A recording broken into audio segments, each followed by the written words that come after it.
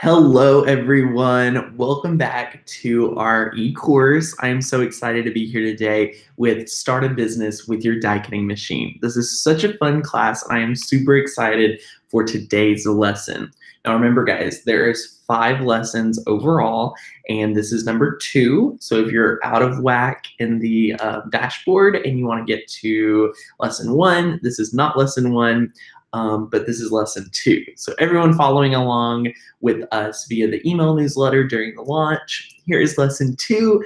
And we are trying something a little different today because a lot of people said, hey, Tanner, I wasn't able to make it to the live stream. Could this be more of a recorded thing where there's not questions throughout it? So I totally understood that.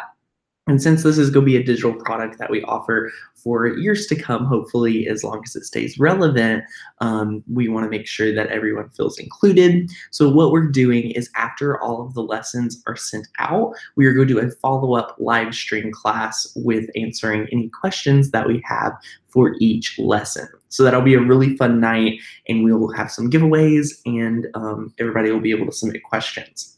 And I also want to let you guys know if you have specific questions for a business idea that you may have or something regarding what we're talking about today is Etsy and Facebook and different places to list your items. If you have a specific question that you feel like I could help you with, send me an email and I would gladly get back to you with answers and some feedback for anything that you need.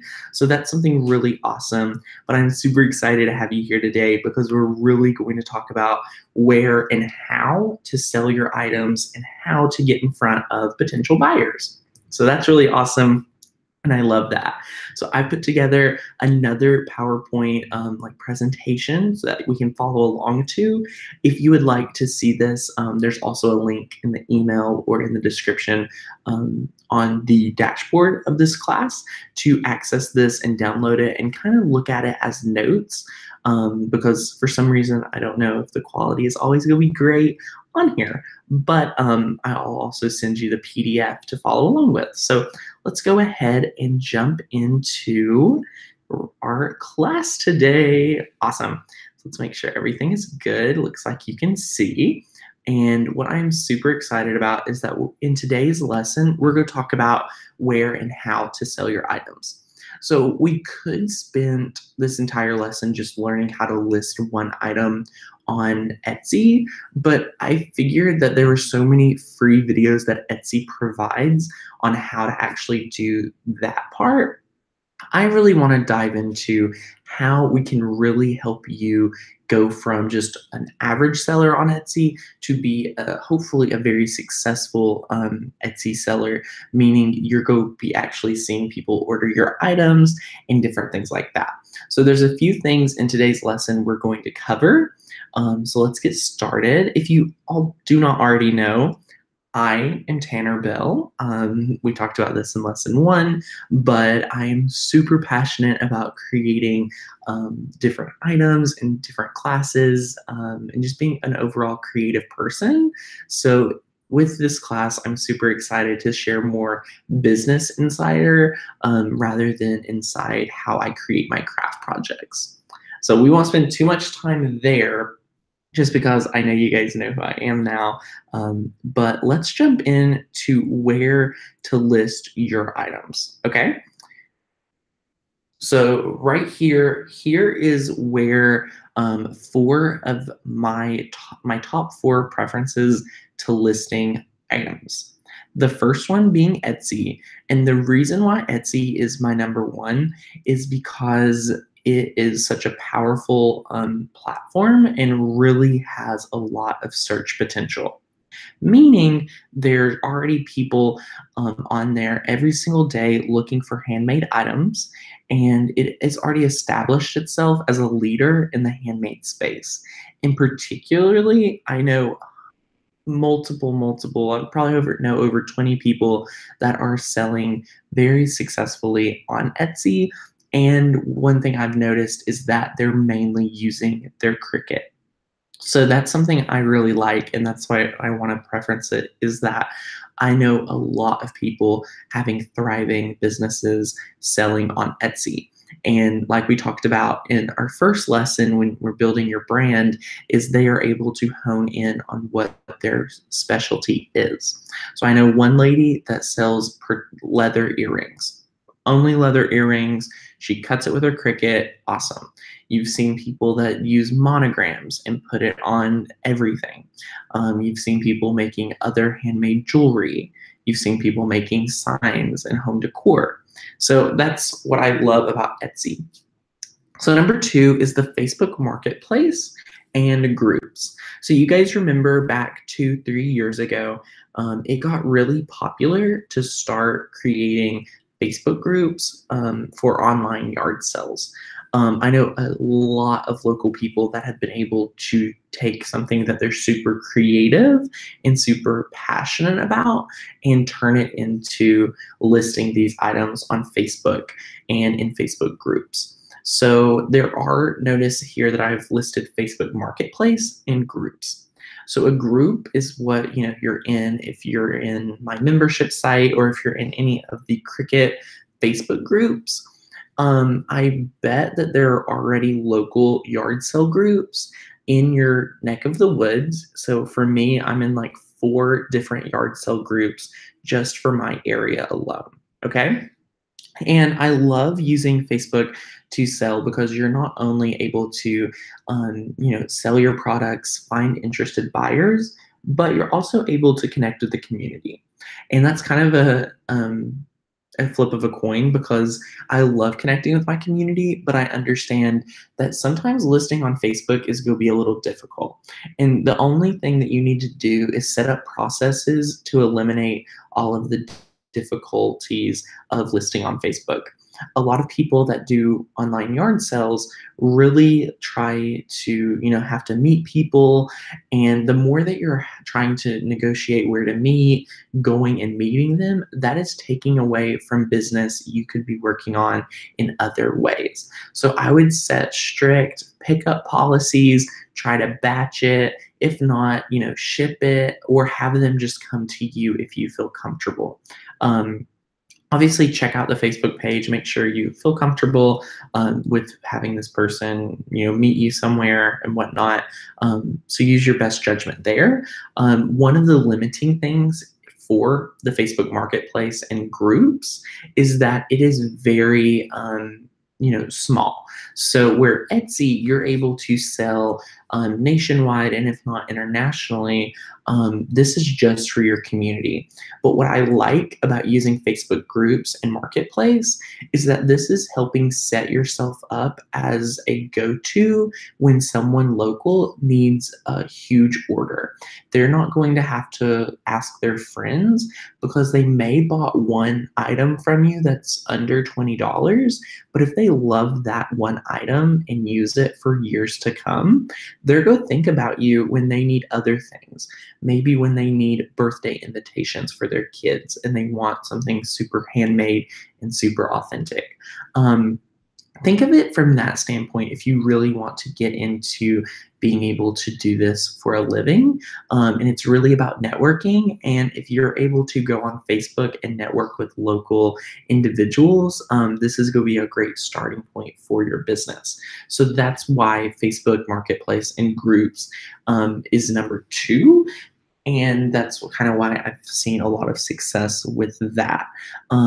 So coming in at number 3, we have Amazon Handmade. And I've been talking to people about this because I want to be able to give you all as much unbiased information about this as possible. So I've been talking to people that list on Etsy and they are liking it, but there's a few things we want to talk about. So that will be later on in today's lesson. But why Amazon Handmade is here is because Amazon is already such a powerful website and they already have so many consumers on it.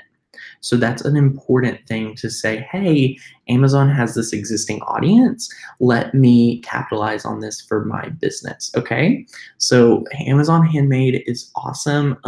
It is a little tricky to get in the program from what I have researched and talked to people about.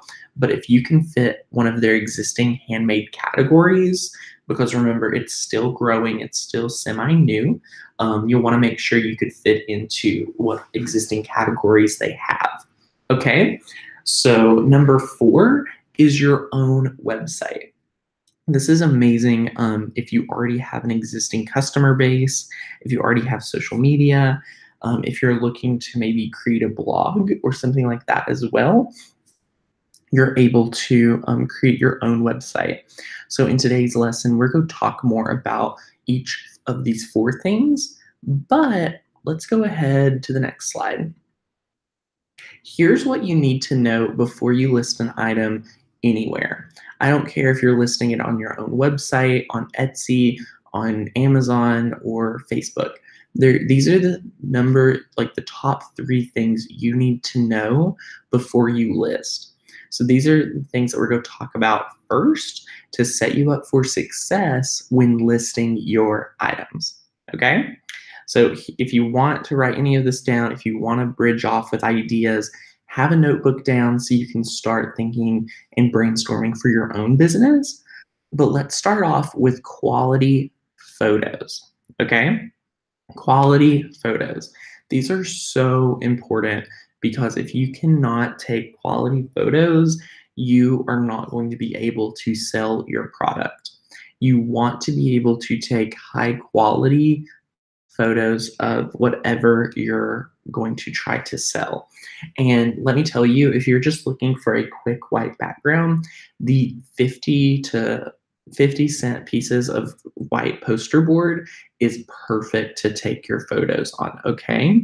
And on the next 2 or 3 slides, I'm going to talk more about photography, but you also, once you have great photos, now you're going to have to be able to name your product properly. If you cannot name your product properly, you are not going to be able to even get seen when people are searching for your product. Okay, so number 2 and number 3 being search engine optimization, or SEO for short, these 2 go hand in hand together. You're going to want to be able to write killer titles for each of your products, but you also want to make sure that they're optimized using keywords people are searching, okay? And then you're also going to want to be able to write engaging and search engine optimized descriptions of your product. So search engine optimization is mainly based upon what keyword phrases people are searching, okay? Now, a lot of people think that they could just put different search phrases that are popular into a description and that is going to get them success.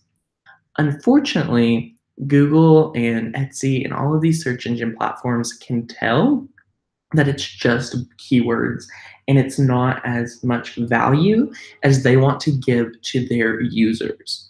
So they're going to highlight people that are authentically describing their products that they're offering while using the SEO keywords authentically into a post. If you've ever read a blog post on one of our websites, maybe it's about Cricut, maybe it's about crafting in general, you're going to see keyword phrases that we have specifically targeted for when people are searching on Google so that our website page is ranked hopefully above other blogs.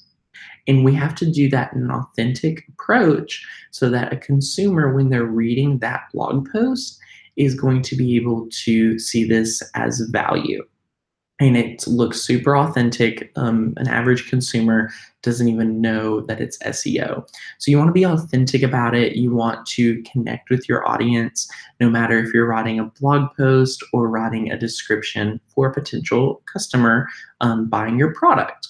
Okay, so once you are able to capture these 3 things, you're going to be able to list your items wherever you see fit. There could be other websites that I didn't even list today, or may not even be talking about, that you're going to be able to find value from. Because if you can take quality photos If you can name your products properly and you can optimize them with search engine optimization, you're going to be able to thrive in any digital realm with your products, okay? So next up, here is a photo of me actually crafting, and we were taking step out photos for a blog post. Now, as you see here, you're going to see something really important. These are softbox lights. These softbox lights are very important because you're able to take all of your photos with these softboxes. And if you notice, there's no shadows here because we have the one softbox on the top and two on the side. That is able to evenly distribute the light, so it looks very natural, very authentic, and no shadows at all. And if you see on the wall back there, it is two pieces of poster board on super easy. We're able to paint on these, toss them when they get paint on it, but it's a very easy setup that is under $100, and light boxes honestly have gotten cheaper and cheaper.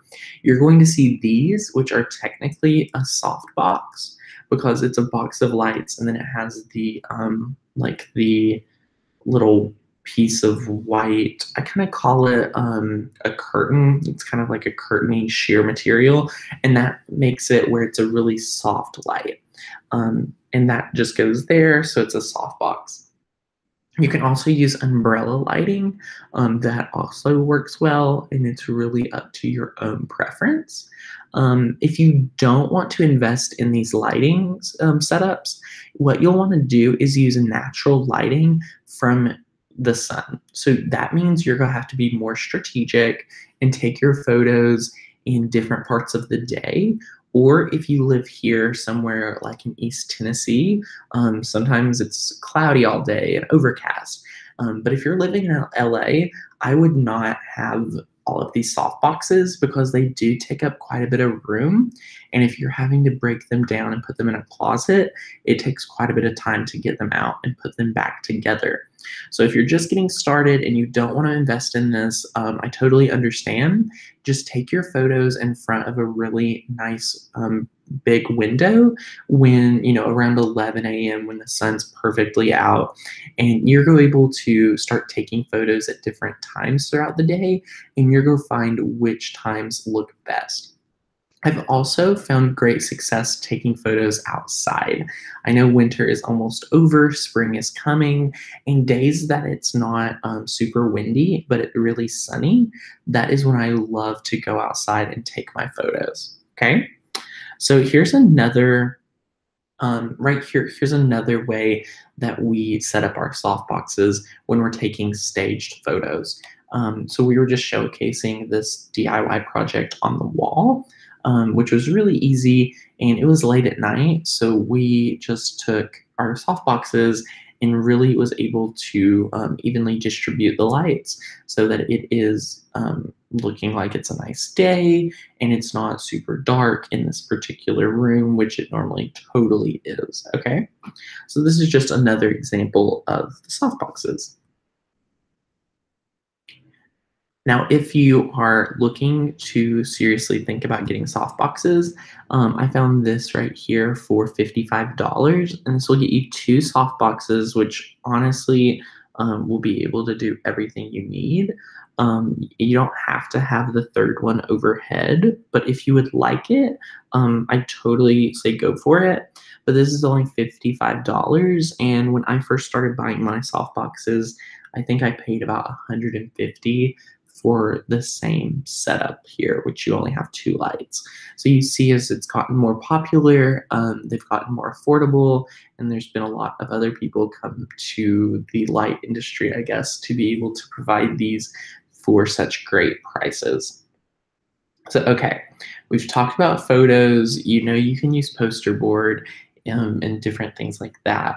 But now let's go into naming your product listings, okay? So you want to be able to name your product listings, which means you're going to want to repeat keywords in your item title to increase SEO potential. The more a keyword is repeated in your listing description and tags, the higher the chance of buyers searching the word on Etsy will end up on your page. Etsy pages also show up in Google searches, so this tactic can reach buyers far beyond Etsy, which is awesome.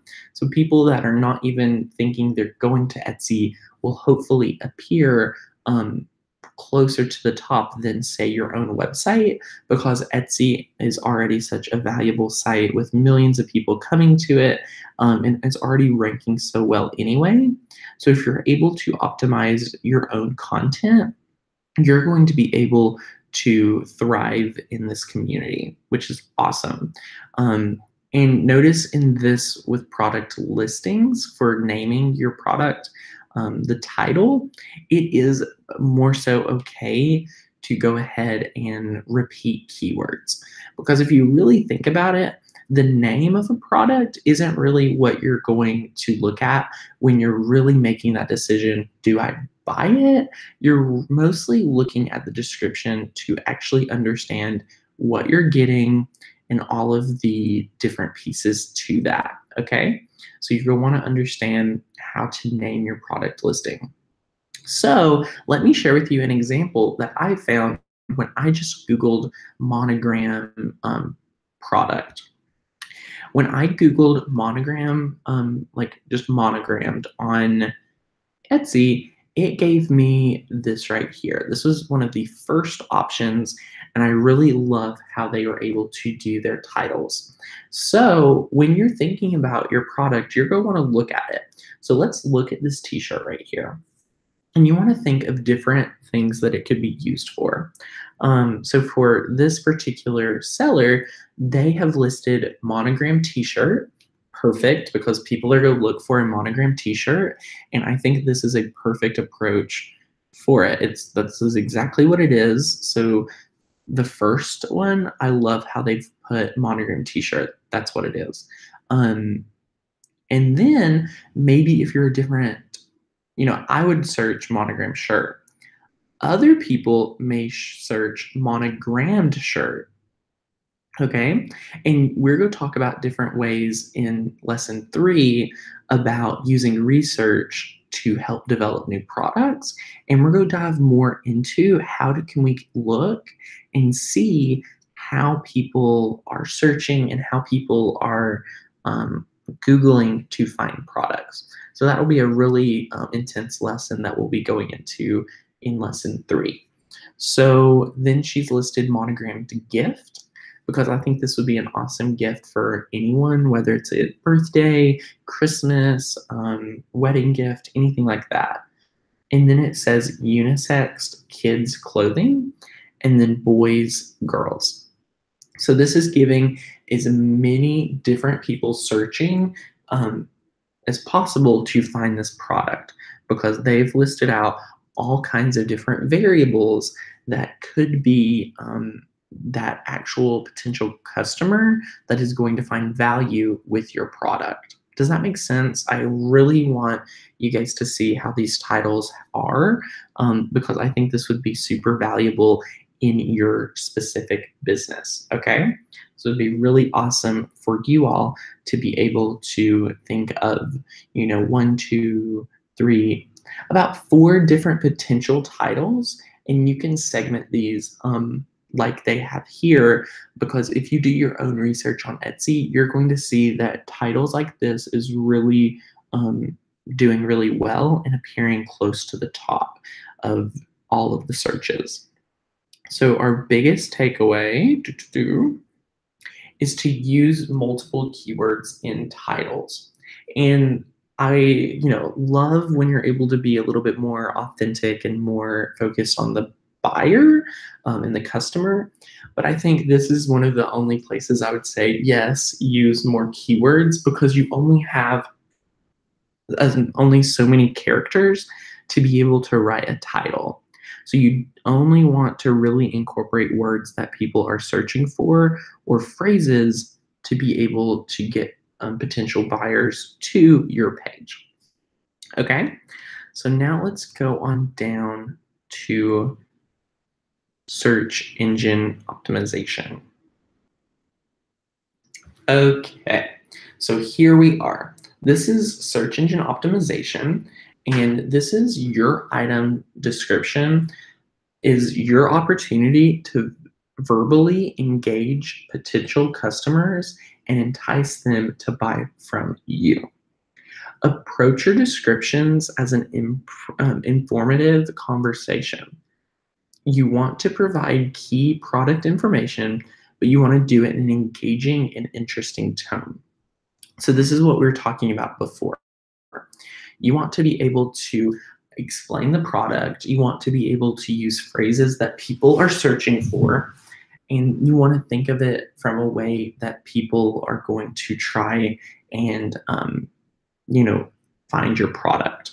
So that means, what if you were a consumer and you have a monogram cup? Think of the different things that you would search on Etsy to find a monogram cup that would be the one that you may want to sell. So that's the best way to explain it. In lesson 3, we're going to dive into how to use the Google keyword tool. And the Google keyword tool is a thing that we can type in all of the phrases that we think would be appropriate. And then Google's going to say, hey, people are searching for this phrase more than what you think your number one phrase is. And sometimes these metrics and numbers can be off by a few hundred searches a month, or maybe up to a few thousand searches a month. One of the best examples for search engine optimization that I can give is that we wholeheartedly thought, when we started A Little Craft in Your Day, our main keyword was going to be really teen crafts. So we would authentically write about teen crafts in almost every post that was applicable to teen crafts, right? Which we thought was great. Anyone that's searching for teen crafts is going to be able to find our content. And they were. But the problem here was, once we started diving into our keywords and researching, guess what we found? We found that the phrase teen crafts was only being searched by about 1/4 the potential as crafts for teens. Okay, so imagine, let's think about different scenarios why this would be happening. Our content would be valuable for either party, whether they're searching crafts for teens or teen crafts. The main reason we are able to pinpoint that people are searching for crafts for teens more is that they're looking for people, the actual person doing the search could be their mom, could be someone that works with teenagers, could be a teacher, could be a grandparent, and they're really wanting to find ideas to create with their teenagers. So that's why crafts for teens was being searched way more than teen crafts. And that's when you're able to do research and use the Google keyword tool to find different phrases that people are searching more than what you would automatically assume. So when you're doing your search engine optimization and pinpointing different phrases, be open to finding other phrases that are working better than what you think, because what you particularly might think is not what the mass market is really going to do or search for. And that can be really frustrating at times, but I really like to share that story just because it shows that a lot of people, that your specific thought isn't always aligned with what the mass market is doing. So you really want to be open to new ideas and switching things up a lot. So anyway, that is the biggest way that I've used search engine optimization to help find our audience and find people that could consume our content better. So you really, want to write your descriptions where you're able to incorporate your keywords, but you're also giving information about it. So right here, we have an example. Right here is a perfect example of a description that we love. So this is customized couple leather key fobs made to order. So have yours and your partner's initials stamped and anniversary date stamped on the leather keychains. Share as a couple key fobs with your husband, wife, boyfriend, girlfriend, or partner. This is a perfect way that you're able to incorporate a few different search engine terms into your description authentically. And we're going to talk about the overview that you see down here in 1 second. Let's focus in on these few sentences. So they start off first with what their product title is probably focused on: customized couple leather key fobs. So they also have leather key fobs where it's not customized. So if people are searching for just leather key fobs, they're going to be able to find this product. If they're searching for customized couple leather key fobs, or if they're searching for couple leather key fobs and forgot the word customize, that's where these words are able to help them get seen in different ways. So then they let you know that it's made to order and that you're going to have your initials stamped on the leather keychains. Leather keychains is probably searched very often on Etsy, so they're able to get picked up for leather keychains. And then again, they were able to restate the phrase couple key fobs. So maybe someone was just looking for couple key fobs and wasn't looking for a leather one. They were just looking for any and all. They're hopefully going to be able to be picked up for couple key fobs as well. This is a great description because they're able to authentically incorporate all of these different phrases that people are able to search from. Now, what I also love is that they have the overview here. This is what you're going to see with a lot of Etsy sellers. And as a buyer on Etsy, I really love how they do this. Okay, so they explain that this is for 2 key fobs. The sample product above is featuring a specific color. They're handmade from scratch. They explain all of the leather and where it's from. It's from Australia. They have the full grain leather and whatnot. So they explain everything that it needs, and it's going to come with a carrying card and packaged in craft packaging ready for gifting. So if you purchase this product, it's already going to be ready for you to go ahead and gift to someone. This is really crucial because you want to be able to, in your descriptions, create an atmosphere where they're going to be able to kind of visualize exactly what they're getting before they even get it. And then, after you write these descriptions, you're going to want to make sure that you can obviously follow through with it. Okay. So this is the description of a product.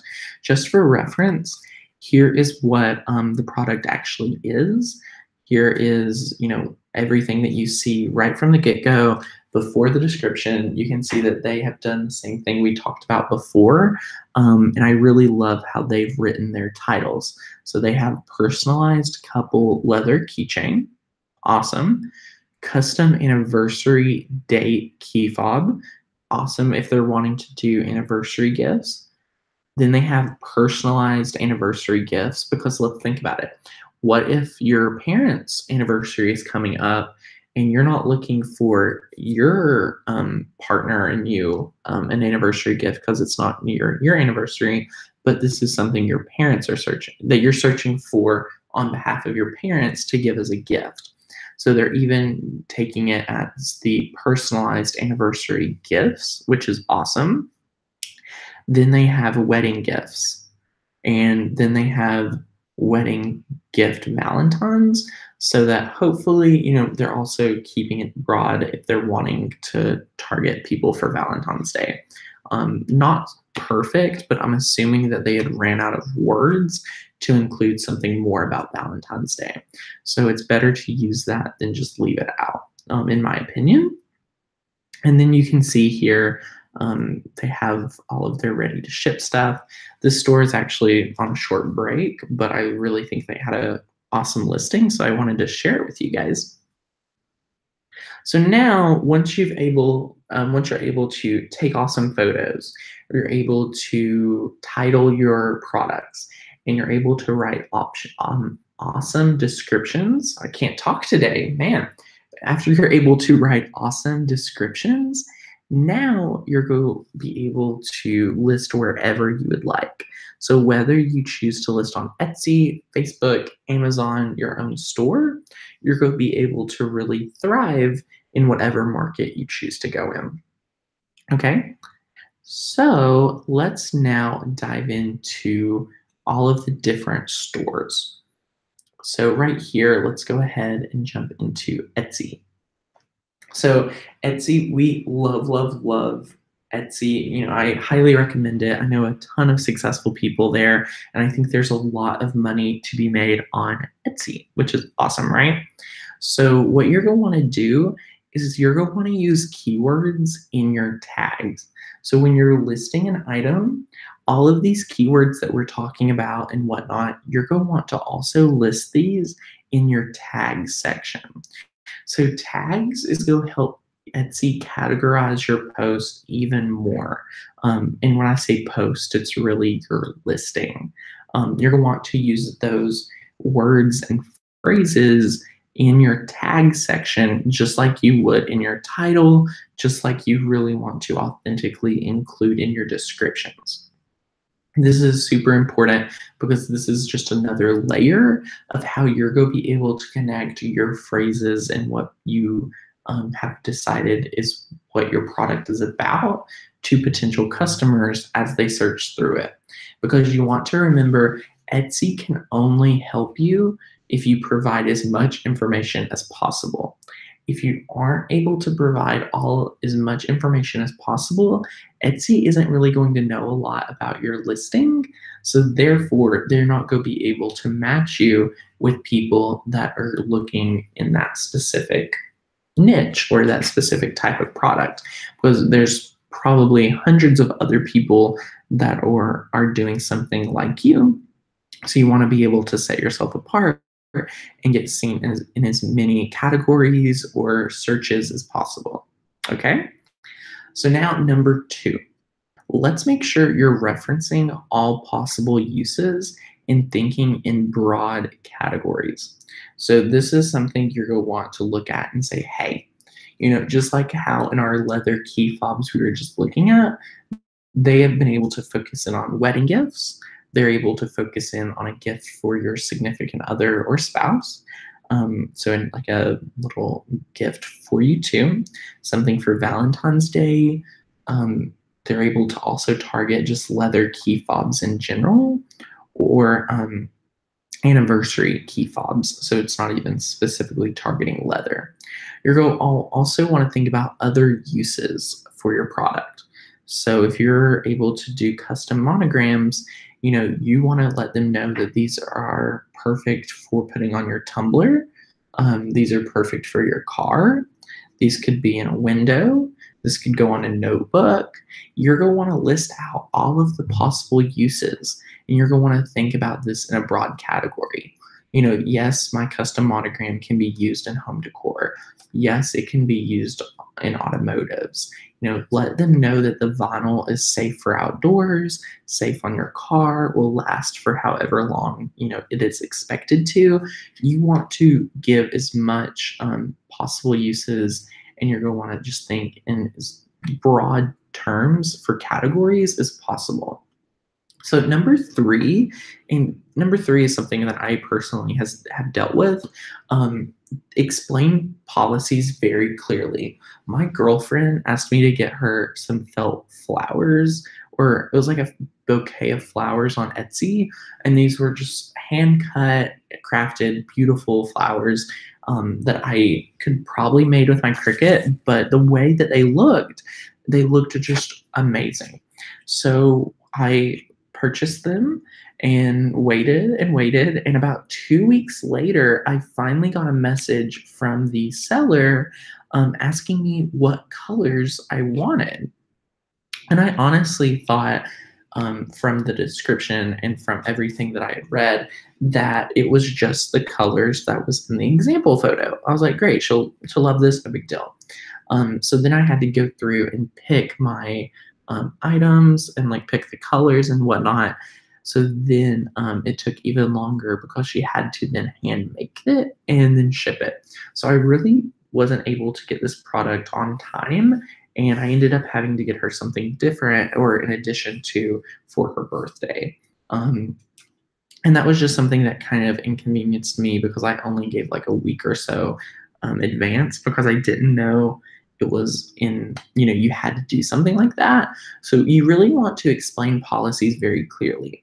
If you need to know colors for something, let them know as soon as possible. Have a process set up in a lot of ways that you can list your product. You can explain that really easily. So you just want to make sure that as a consumer, they're going to be able to understand how you operate and how the policies are done super clear. So explain that as much as possible.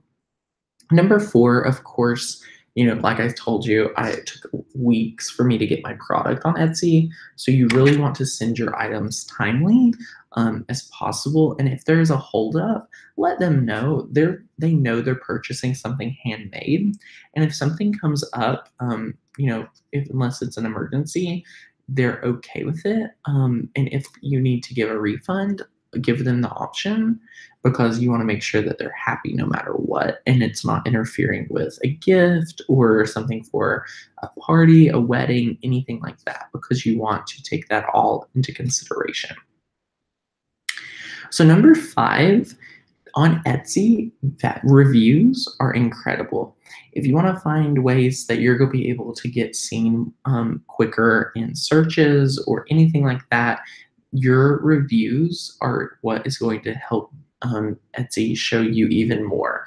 You can have awesome SEO, you can be optimized fantastically, but if you don't have genuine reviews, you're not going to be able to outrank people that have been around for years. So ask people for reviews. If you've went above and beyond on a product, ask them for reviews. Send them a message.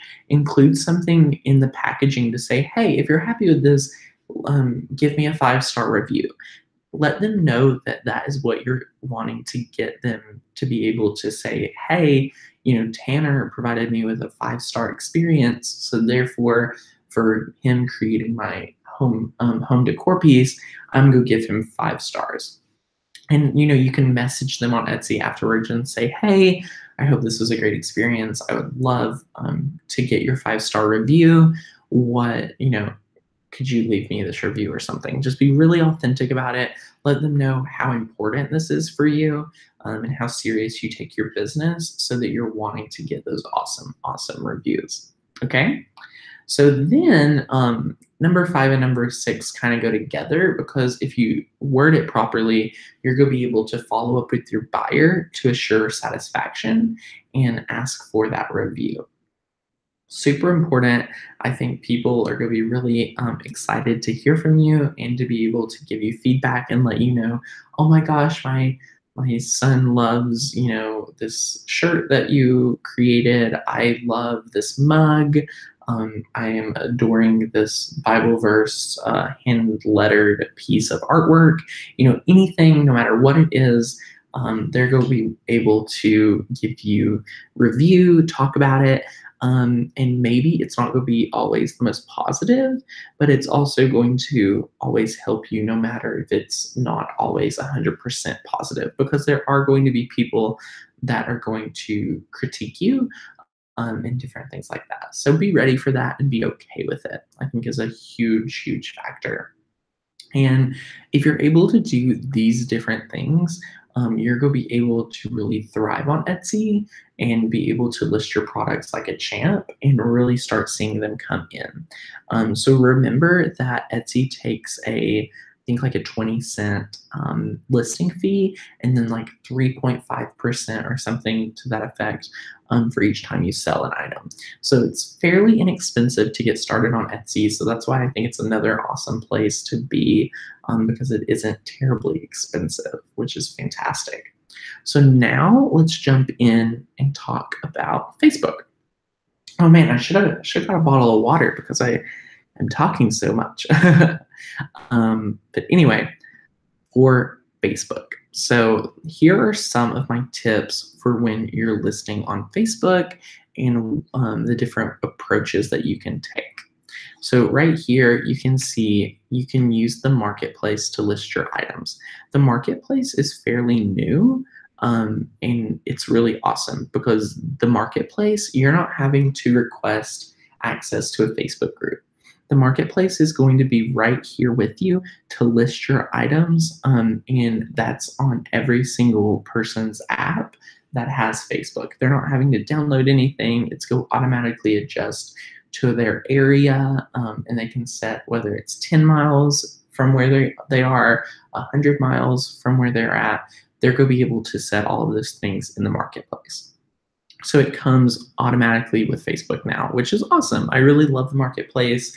You can find a lot of used items. You can see people that are posting really awesome photos and trying to sell things like that are handmade, which are awesome. I also like that when people, you can list just in the marketplace, but just like anywhere else, if you're able to find those groups that are authentic to your area and super awesome, whether it's we have one called like the Morristown, Tennessee yard sale, and that's a very generic one. They have ones for just clothing. So you can go in there, and if you have shirts, you can list more in the clothing one as a customized approach. And you want to remember, like I said before, this is all local to you. So you want to be aware of that. You want to know, hey, this is local. Hey, this is something that's super close to you. So you're not able to reach everyone nationwide.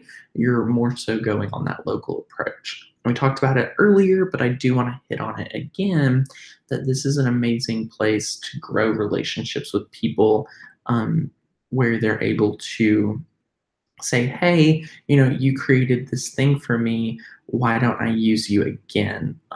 So that's awesome. So there's different ways to find value in Facebook. But again, since this is local, people probably won't want to pay for shipping. So you do want to go ahead and set strict rules for local item pickups. Whatever you feel like would be the best way to help your business thrive is what you're going to want to go with. Whether it's say, hey, the only time that I'm available for you to pick this up is on Sundays at 4 p.m. to 6 p.m. I can meet you here, or you can come to me. Or you could say, hey, I can ship this to you or something. What I don't want you guys to get stuck with is going through the hassle of negotiating a place to meet, going to that meet spot, they may cancel on you, and you starting to get hung up in the schedule of saying, hey, meeting one person, because the biggest thing that you want to be able to do with this business is scale it as much as possible. So when you're scaling your business, you're going to want to streamline as much as possible. Because if you don't streamline it, you're going to end up doing different things like meeting to sell one $10 item that could take over an hour just to drive somewhere, wait to meet them, and then drive back home. Does that make sense? You really want to think about your time super, really value that time, and be, specific with it and intentional with letting them know. And that's why I say set strict rules for local item pickups. And even though others aren't writing proper listings, continue to write great descriptions on Facebook. Use awesome photos. The goal is to diversify where your people are buying from, whether it's on Amazon, Etsy, Facebook. You could even use eBay. You want to diversify that. That way, if Etsy ever comes through and takes a big shift or says, hey, we're not going to allow, whatever you could be selling for whatever reason, your entire business isn't defined by one of these platforms, you are able to diversify it out on multiple platforms. And really, aside from like Facebook where you're having to relist these items, on Amazon and Etsy in your own store, you're going to be able to set this up once and let it start working for you. You're going to see orders come in, and then you're just going to have to process those orders and send it out. So it really gets down to a science and a streamlined approach, which is awesome. So then, just be aware the Facebook groups or the marketplace is for local business. So be aware of that so that you're able to, think of that and make sure you're not dedicating too much time to it, because there's so much more potential nationwide through Amazon, Etsy, in your own store. So anyway, let's go ahead and jump into Amazon Handmade. So Amazon Handmade, like we talked about, is new-ish. It's not super new. People are still testing the waters with it. They're still figuring out how to best use this platform. But with that being said, number one, take your time with the application. I know a ton of people that that is their biggest piece of advice, is to take time with the application. Amazon is reviewing these very intentionally and making sure that you're going to be able to meet what they're looking for on Amazon Handmade. Okay, so take your time with it. Don't stress about it. It's a pretty easy application. You just don't want to rush through it and not think about it. Number two is you really want to make sure that you fit into the category of what they're needing. So they only accept items made entirely by hand, hand altered, or hand assembled. So if you're using the Cricut to cut felt, but you're piecing together felt flowers, that is hand assembled.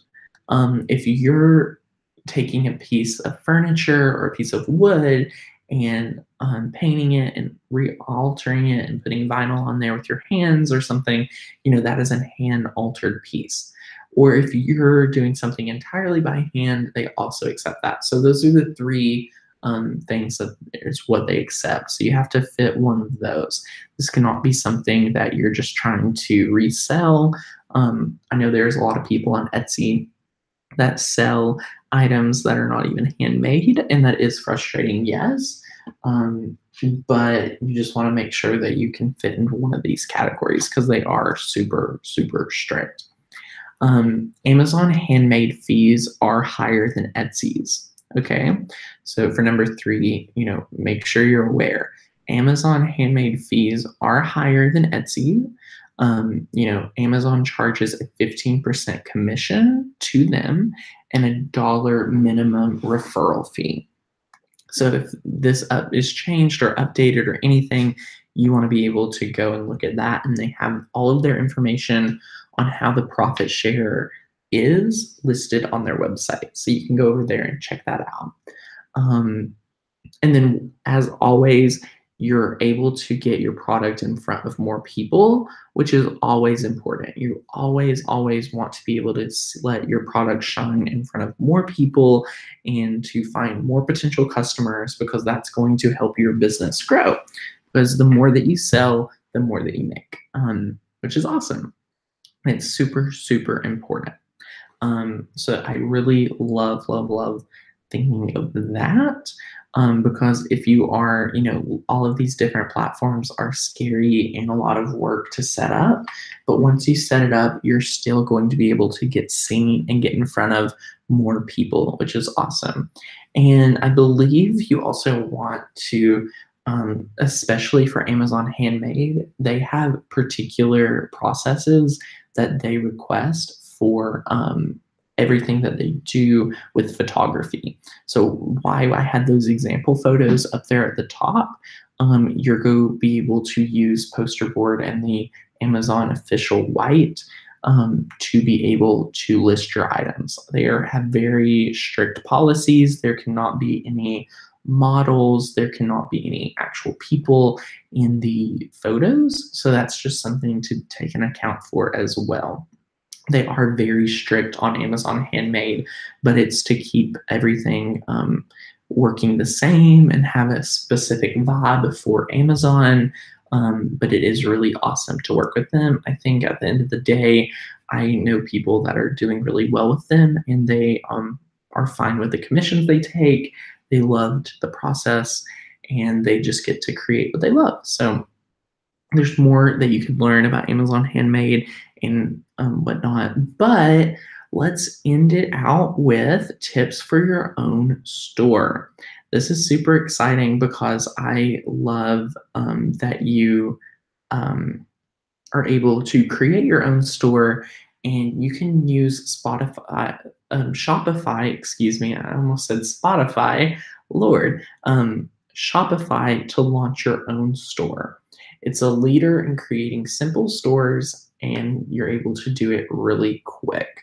And it's one of the simplest but best platforms right now in today's age to be able to launch a store, list your items, and craft more. They have all kinds of different processes, and I've seen people from local businesses to businesses that are national using Spotify for their e-commerce platform. And you really want to think about it if you're going to spend the time, and it is a little bit more expensive to launch your own store because you are going to have to think of all of the marketing behind it. So remember, social media is coming up in lesson 4, but you do want to really have an existing customer base, or you're going to not see the return on your investment come for quite a while. But let's say that you feel really passionate about starting your own store. What you're going to want to do is, no matter what, if you are listing anywhere, you're going to want to start gathering those emails and starting an email list so that you're able to send newsletters out to your customers on different times that you're having a Black Friday sale, or when it's the holidays and you want to let them know that they could request customized product from you or something like that. You're going to want to start an email newsletter and start creating a list of people that love to buy from you. And maybe you could say, hey, sign up for my email newsletter if you love what we're doing but not ready to purchase. So that is going to start creating a list of people that you can legally send a mass email out to. Because remember, if you do not get their consent to email them in a mass way, like a newsletter, excuse me, you are not going to be able to reach those customers legally. So that's one thing, is you want to be able to use a software like MailChimp or something like that to send them a newsletter and whatnot. So that is a super important way for creating your own store, to be able to have that newsletter. You're going to want to, if you need to see a return on your money quickly, you're going to want to already have an existing audience. Whether this could be on Instagram, this could be on Facebook, you could have a Facebook group. You're going to want to have a marketing plan. So our social media and talking more about marketing your products and listings will be coming up in lesson 4. And I highly recommend using Spotify to launch your own store. And if you have not learned more about Spotify, I can send you links to all kinds of tutorials that will teach you all about setting up the store and using Spotify. So that is it for lesson number 2 on where and how to sell your items through this awesome class. I hope you guys enjoyed this lesson. If you have any questions, please email me, or you can save it for our live class that we're going to be doing to answer all of your questions. And I am super excited about that. It's going to be great. And I am super excited that you all are here. And if you need anything, send me an email at tanner@alittlecraftinyourday.com. So looking forward to sharing with you more information on everything we've got in store for you. And remember, if you're part of our membership site, you are able to use any of our digital cut files and sell those, because we're wanting to make you as much money as possible with our membership, which is really awesome and something a lot of SVG creators do not do. So if you are looking into that, come join us at makersgonnalearn.com. If you are already a member of makersgonnalearn.com, be sure to join our Facebook groups for exclusive live streams and a lot of fun with the members. So anyway, I am going to stop sharing my screen. Thank you guys so much for joining us. If you have any questions, like I said, send me an email. I look forward to having you in the live stream session, which is going to be a lot of fun. And I will see you guys in lesson 3. So talk to you soon.